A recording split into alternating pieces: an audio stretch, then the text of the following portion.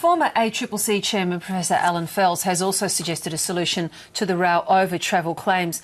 He's now the Dean of the Australian and New Zealand School of Government, and remember also he was a member of that Parliamentary Entitlements Review Committee, and he joins us now in the studio. Allan Fels, good morning, good to see you. Good morning, Virginia.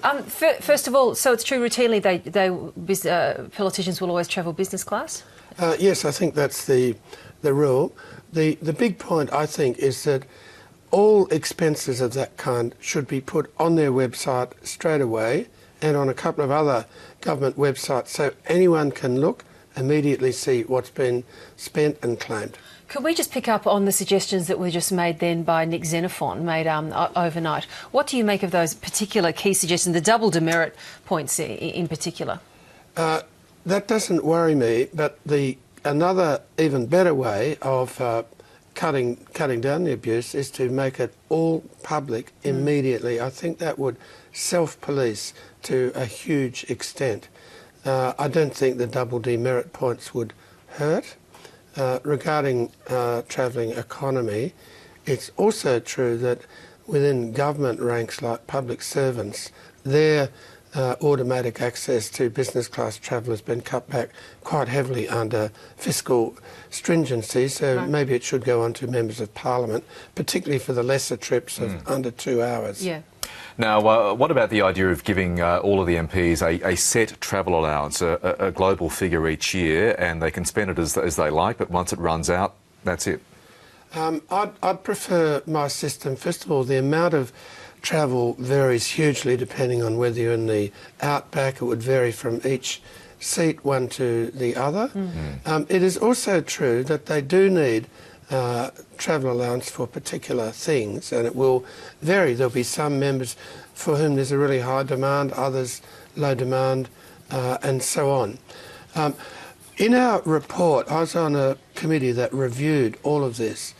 First of all, we proposed to cut out a lot of allowances like the gold pass, the automatic overseas travel and so on, and replace it with a somewhat higher salary. And that has happened? Well, some of that's been implemented, but the first thing they could do is implement the full report of the independent review that the government commissioned.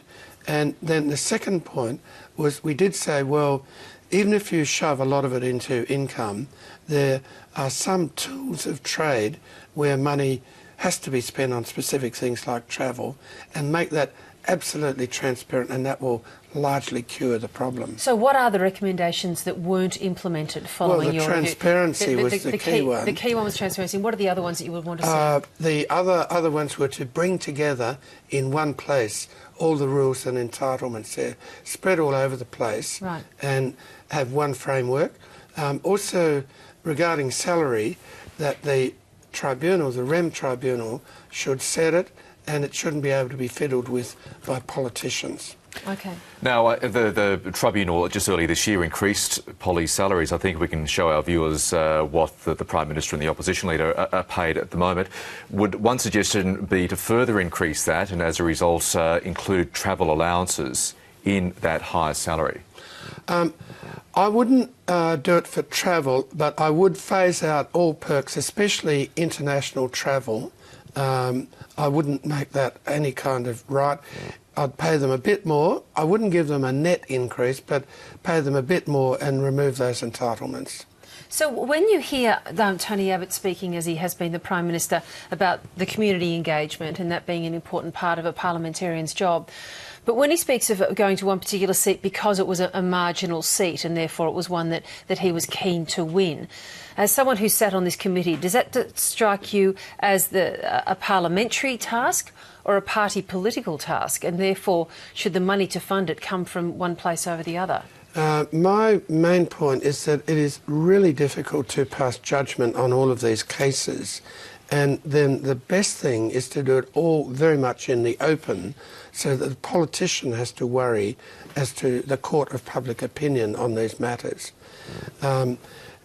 you'd need to know a whole lot more about the circumstances before reaching a conclusion on this or that. But you'd have to have some guidelines in place, even surrounding this idea of making it all very public. Yes, well, another recommendation we made, which has not been picked up, is there should be travel allowances and certain other essential tools of trade.